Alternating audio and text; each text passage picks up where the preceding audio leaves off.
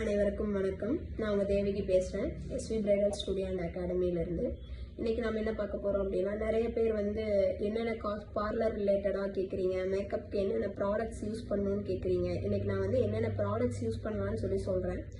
அது மட்டும் இல்லாமல் நான் ரீசெண்டாக ஒரு ரீல்ஸ் பார்த்தேன். அதில் ஒரு கிளைண்ட் வந்து சொன்னாங்க, நான் ஒரு மேக்கப் ஆர்டிஸ்ட் புக் பண்ணியிருந்தேன்.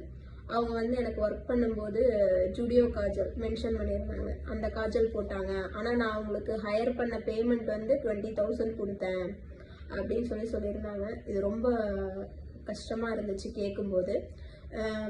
எல்லா மேக்கப் ஆர்டிஸ்ட்டுக்கும் ஒரு ரெக்வஸ்ட் என்னன்னு பார்த்தீங்கன்னா, நீங்கள் வாங்குகிற பேமெண்ட்டுக்கு கரெக்டான ப்ராடக்ட்ஸ் கொடுங்க. அப்படி இல்லை அப்படின்னா அந்த ப்ராடக்ட்ஸுக்கு என்ன பேமெண்ட் வாங்கணுமோ அதை கரெக்டாக வாங்குங்க. இது வந்து என்னோட ஹம்பல் ரெக்வஸ்ட். அது மட்டும் இல்லாமல் பிரைட்ஸுக்கு ஒரு ரெக்வஸ்ட் என்ன சொல்கிறேன் அப்படின்னு பார்த்தீங்கன்னா, நீங்கள் இப்போ வந்து ஏஐ அந்த மாதிரி எல்லாமே வந்துருச்சு. அதில் எடிட் பண்ணி வரக்கூடிய ஃபோட்டோஸை நம்பி உங்களோட பிக் டேவை கொடுக்குறீங்க. நீங்கள் கொடுக்கக்கூடிய ஆர்டிஸ்ட் வந்து உங்களோட பிக் டேவை நல்லா ஹாப்பியாக பண்ணி கொடுப்பாங்களான்னு ஃபஸ்ட்டு பார்த்துக்கோங்க. அதுக்கு நீங்கள் வந்து ஃபஸ்ட்டு ட்ரையல் மேக்கப் கேளுங்க. ஒரு 2000 செலவானாலும் பரவாயில்ல, ஒரு 2000 பே பண்ணி அக்கா நீங்கள் ட்ரையல் மேக்கப் கொடுங்க, இது ஓகேவா இருக்குது அப்படின்னா நான் வந்து உங்களோட அட்வான்ஸுக்கு பதிலாக இதில் கழிச்சுக்கோங்க.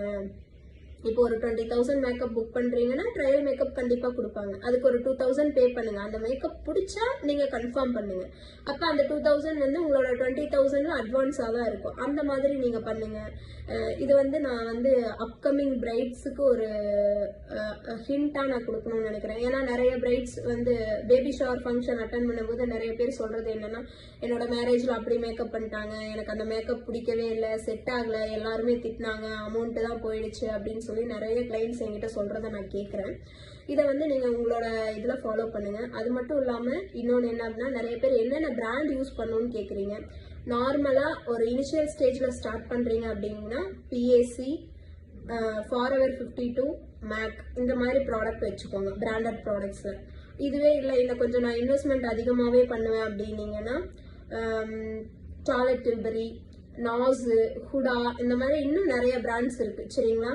எஸ்டீலோட இந்த மாதிரியான ஹைஃபையான பிராண்ட்ஸும் இருக்குது. அதுலேயும் நீங்கள் இன்வெஸ்ட்மெண்ட் பண்ணி உங்களோட பிராண்ட்ஸ் வந்து இது பண்ணி நீங்கள் உங்களோட பிராண்ட்ஸுக்கு தகுந்த மாதிரி தான் சார்ஜஸ் பே பண்ணுவாங்க சரிங்களா. நீங்கள் உங்கள் கிளைண்ட்டுக்கிட்ட வந்து ஒரு பேமெண்ட் பேசிட்டு நீங்கள் வந்து ஒரு ப்ராடக்ட் போட்டிங்க அப்படின்னா அது அவங்களுக்கு ரொம்ப டிசப்பாயின்மெண்ட்டாக இருக்கும். இப்போ இருக்கக்கூடிய காலகட்டத்தில் கிளைண்ட்ஸே வந்து பேசிக்கான மெபிலின் இந்த மாதிரி ப்ராடக்ட்ஸ், சுகர்ஷு இதெல்லாமே அவங்களே வச்சுருக்காங்க. அதை அவங்க கிட்ட இருக்க ப்ராடக்டை வாங்கி நம்ம அப்ளை பண்ணி கொடுத்துட்டு ஒரு பேமெண்ட் நீங்கள் சார்ஜஸ் பண்ணிக்கலாம். இந்த மாதிரி பண்ணுறது